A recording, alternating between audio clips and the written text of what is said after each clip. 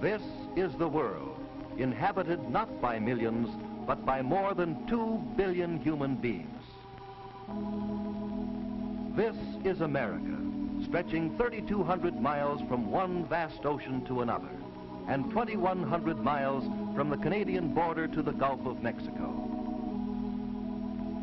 In this great expanse live 150 million people for whom this land must provide food and all the other necessities of life. Yes, 150 million people who must be supplied with food every day, 365 days a year. In theory, each of us requires about 3 acres of fertile soil to sustain life. But taken literally, Chicago alone would cover 10 million acres. So it is not practical for each to provide his own acres, nor is he obliged to do so. For some choose to raise the wheat, while others manage and operate transportation. Some choose to develop the dairy herds, while others choose to manufacture goods. Some choose to raise the fruits and vegetables. Others process these foods. Each contributes to the comfort and well-being of the other. And while each succeeds on individual merit and may be unaware of doing anything for anyone but himself, our economic system is based on the contribution of the individual to the welfare of all. This system grew and progressed with the railroads, which enabled us to ship goods to far-flung markets. And it grew because in our system, the man with an idea could make himself heard. When we can't go over mountains, we go through them. Yes, the American was ever the man who didn't know that it couldn't be done, so he promptly did it. Our progress was the result of enterprising thought, and many industries were built, and those which were founded on sound business principles and good management endured and prospered over the years. But we're getting ahead of our story. Let's go now to the little church on Austin Avenue. There's an important meeting here today. Mrs. Harwood is on the program, and she has a surprising story to tell. That's Mrs. Thompson, the chairman of the group. When she's appointed her committees and reported on the current activities, she'll turn the meeting over to Mrs. Harwood. Mrs. Harwood scarcely needs an introduction. She's among friends and neighbors who know her and her teenage daughter and 12-year-old son quite well. But let's listen now. When the subjects for our yearly papers were distributed last spring, and I drew the dairy industry, I hardly knew where to begin. And then while taking milk from my refrigerator one day, I suddenly realized that the dairy industry is one to which we are really close. The quart of milk I held in my hand was not many hours from the farm and had been processed not 10 blocks away. So I went down to the Medigold plant to visit Mr. Briggs, the manager. He was very helpful. Yes, Mr. Briggs showed Mrs. Harwood and her son the operation of a milk plant, including the testing of the milk on the receiving platform and all phases of how milk is carefully processed and safeguarded every step of the way through the dairy to the customer's doorstep. Upon their return to the office, Mr. Briggs showed Mrs. Harwood a milk flow chart, which is a graphic description of how all milk produced reaches the public. Let's have Mr. Briggs tell the story. A certain percent of milk flows into the dairy where it is processed and delivered within a few hours. This involves a large number of trained personnel and many types of service. You remember, Mrs. Harwood, out in the plant you saw the receiving platform where milk is first tested for purity and richness. If it meets certain definite standards, it's poured into a spotlessly clean stainless steel receiving vat. For those who prefer the uniform creaminess of homogenized milk, a certain quantity went into the homogenizer. You saw how milk is thoroughly pasteurized with up-to-the-minute equipment to ensure that every bottle of milk bearing the Medigold seal is perfectly pure and wholesome. You are shown control indicators that ensure absolute precision in time and temperature for the protection of the milk you drink in your home. And you observed how bottles are filled and capped without the sterilized bottle being touched by hand. A thoroughly streamlined operation, which is a far cry from the old days when the housewife ran out with a pan when the milk cart came along and raw milk was ladled from a common container. You saw how the capper stamps out special aluminum foil caps, which are perfect protection for the bottle of milk you receive in your home. And I hope you found some of the material you need for your paper in the things you saw today. Indeed I have. And I was surprised, Mr. Briggs, at the amount of work and care it takes. Well, the service we render is the reason for our being. It's not just something added, it's our work. Our routine is one of constant, careful service. But the things you saw are only a part of the whole picture. Now another quantity of whole milk and cream flows from the farm to the ice cream plants, where it's tested, flavored, frozen, packaged, and then delivered to your grocery or drugstore. Oh, I see. And some of the milk is separated on the farm and cream sent to our butter plants, where it's weighed, tested, pasteurized, cooled, and churned into butter. Then it's hardened, cut, wrapped, and delivered to homes and groceries. Well, there's a lot of work, isn't there, in getting dairy products to our homes? And there is more work than is indicated on this chart. Actually, our service begins right on the farm. Our field men help the farmer with his problems of developing fine herds and producing pure, wholesome milk. Sanitation on the farm is very important, and our field men help and advise the farmer in this, too. Yes, I particularly noticed that everything here in the plant is very clean. It has to be. That's our responsibility to you and to all our customers. The equipment you saw today is washed, rinsed, scalded, and sterilized after every using. And cleanliness requires constant work and exacting care all day long. I suppose all your plants do much the same work as I saw today? The milk plants, yes. But milk accounts for about 26% of company business. Only 26%? We have a variety of products, each of which is processed differently. We're a food company, and many different company products are sold through grocery stores. We have plants all over the country, Mrs. Harwood. I wish you could see some of them. Well, perhaps we can. We're planning a trip this summer, and some of the plants may be right on our way. Well, say, Mrs. Harwood, you shop in Chicago quite often, don't you? Why, yes, I do. Next time you're there, stop and see our president, Mr. Haskell.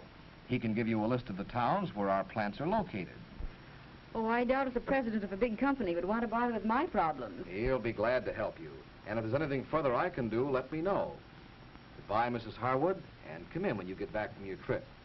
There are a lot of these plants I haven't seen myself, and I'd like to hear about them. Well, goodbye, Mr. Briggs. Thank you so much for all your help, and I will give you a full report when we return. And Mrs. Harwood accepts Mr. Briggs' suggestion that on their next trip to Chicago, she visit Mr. Haskell, president of Beatrice Foods Company, who can assist her in securing the information she wants for her paper. Mr. Haskell will see our visitors right away. In their walk to his office, they pass murals on the walls which tell the story of Beatrice Foods Company and its many plants and show the organization at work.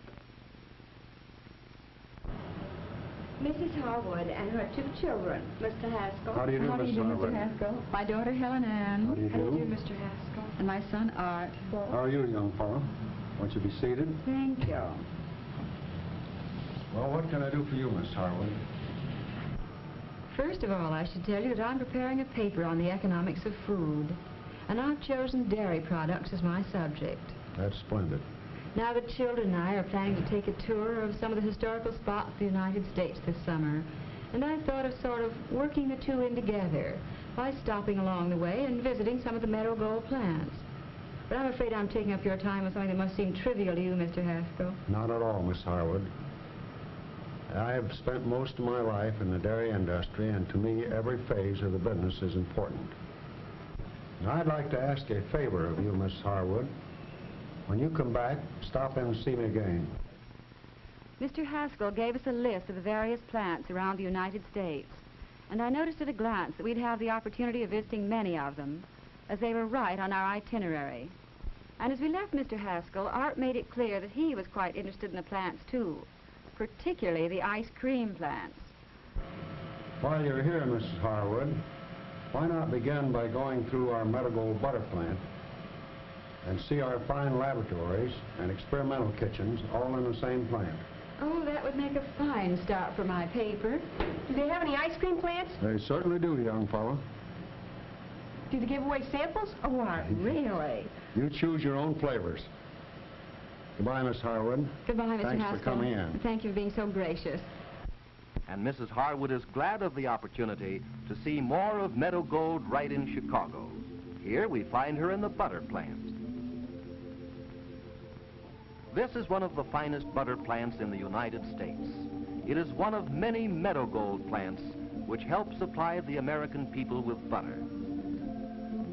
In this sparkling white-tiled room, giant churns with a combined output of 40,000 pounds daily are in operation. And Mrs. Harwood learns that good butter begins in the receiving room where cream from the farms is graded.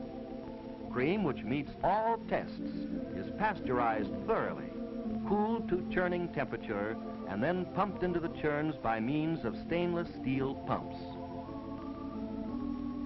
These huge churns are filled half full of rich, high-grade cream and then revolve at steady speed for 30 minutes. Let's have a look at that churn. No dashers here. The revolving motion does it all.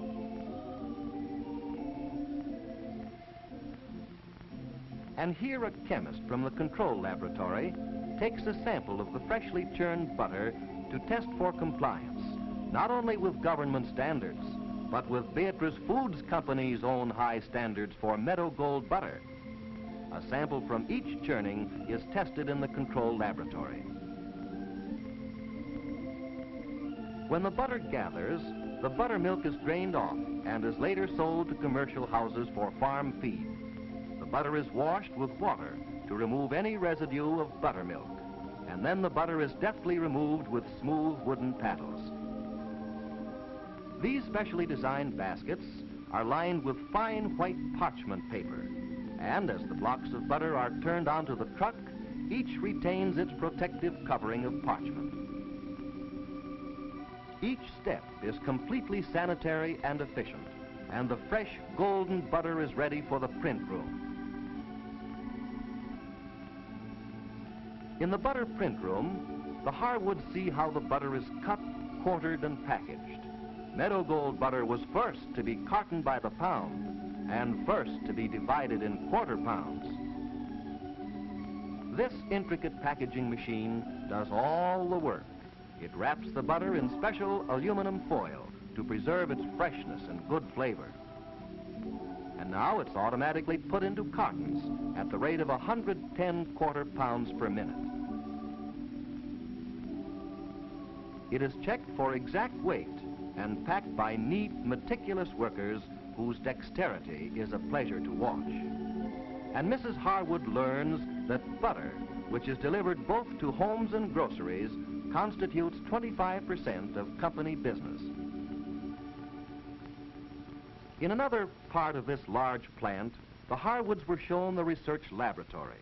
Research is a very important phase of any food product company which is constantly striving to serve the public better and doing their part in providing food for 150 million people.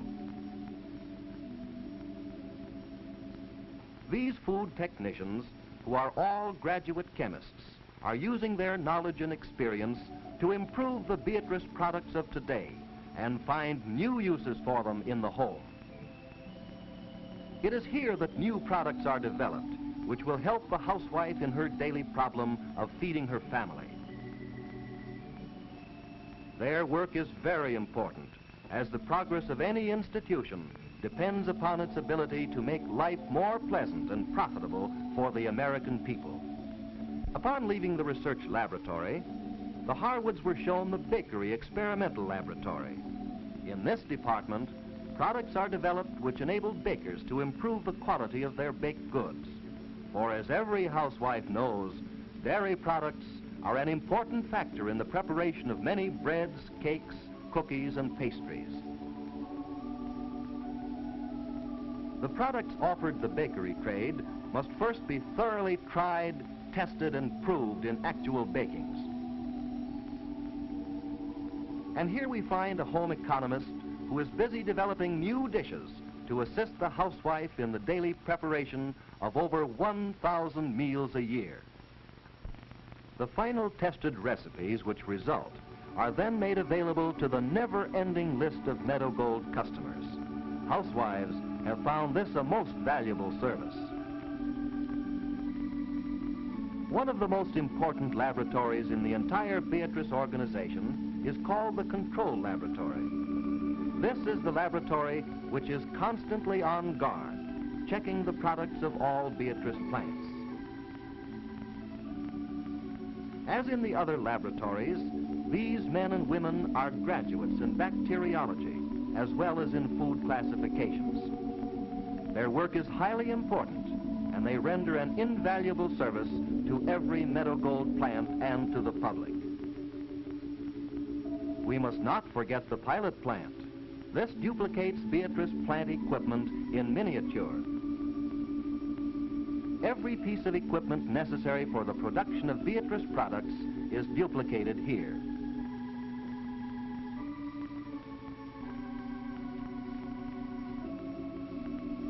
Here, constant effort is made to discover more economical ways to process the products of Beatrice, and the resulting information is passed on to each plant so that they too may have the benefit of the most efficient and economical production methods. Mrs. Harwood has received here some idea of the tremendous amount of time and labor necessary to help the entire organization in the most efficient methods of serving the American people. Well, school is out and the Harwoods are on their way. We, of course, are most concerned with the phase of this vacation tour which concerns Mrs. Harwood's paper on the dairy industry. But let's join them in appreciating some of the lovely scenery along the way.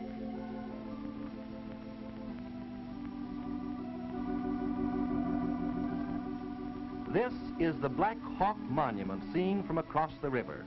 It towers 80 feet above the surrounding woodlands. This is one of Laredo Taft's famous works.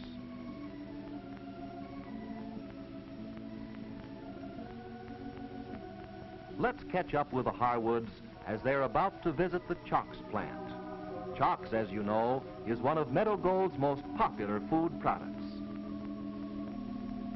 Here they learn how Chalks is made from fresh, whole milk and other top-quality ingredients. Through the portholes, they can look into the large stainless steel chamber into which liquid hot chocolate is sprayed under great pressure. The heat of this chamber dehydrates the hot chocolate, and the resulting solids, or chalks, is fed through stainless steel pipes to the packaging room below. In the packaging room, each attractive chalks box is filled automatically to an accurate and uniform weight. This is a busy place, as the increasing demand for chalks proves the American housewife is appreciative of the extra quality and good flavor of hot chocolate made instantly with chalks. And this filling machine does everything but think. It fills small envelopes exactly, seals them perfectly, and folds them neatly.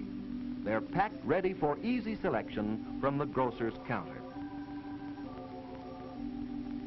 And Mrs. Harwood stops to thank the manager of the Chalks plant for interesting material for her paper. Chalks is a real time saver for me, and I was very much interested in seeing it made, Mr. White. Well, the demand for chalks is increasing all the time. Along with other manufactured dairy products such as cheese and dried milk, it accounts for about 7% of company business. Well, they told me in Chicago that many years of research went into making and perfecting chalks. Yes, and our years of research were well spent, Mrs. Harwood. You can rely on chalks just as you can rely on Meadow Gold milk and butter. And thanks to those years of research, the chances of chalks being equaled or surpassed are very, very small. Well, we certainly like chalks at our house. We drink it for breakfast. The children love it after school, and they always call for it when they have their friends over. I've recommended it to many of my friends, and they like it just as much as we do. There's just one thing better than a satisfied customer, Mrs. Harwood, and that's an enthusiastic customer. And in your church paper now, don't forget to put down some of those nice things you've said about chalks. Well, I certainly won't forget. All right. Goodbye, Mr. White. I'm very grateful for your help. Goodbye, Mrs. Harwood. Glad to be of help anytime. Thanks, Bill. And once again, we're on the highways. And here we find the Harwoods getting a thrill out of crossing the Mississippi. This great father of waters courses through valleys where a bountiful portion of the nation's food supply is produced. And not only food, but flowers. And this wild phlox, which attracted the Harwoods, seems also to have attracted bumblebees. And at one of the beautiful, well-kept farms along the way, the Harwoods stop for a brief visit with the wife of a dairy farmer. Mrs. Harwood is invited into the Owens living room, where Mrs. Owens is quite willing to supply the viewpoint of a dairy farmer's wife. The dairy farmer's life is one of long hours and hard work. No holidays, but he is well paid for his efforts, and they have every convenience on the farm that you have in the city: lights, gas, refrigeration, radio, and telephone. The farmer today is a real businessman, and in this little office off the kitchen, Mr. Owens and the dairy field man are discussing some current problem. Mr. Owens can put a finger on the facts he needs. He keeps his accounts and records on his herd in a book furnished for this purpose by his Meadow Gold dairy plant. He knows where he stands and is constantly improving his herd and his method.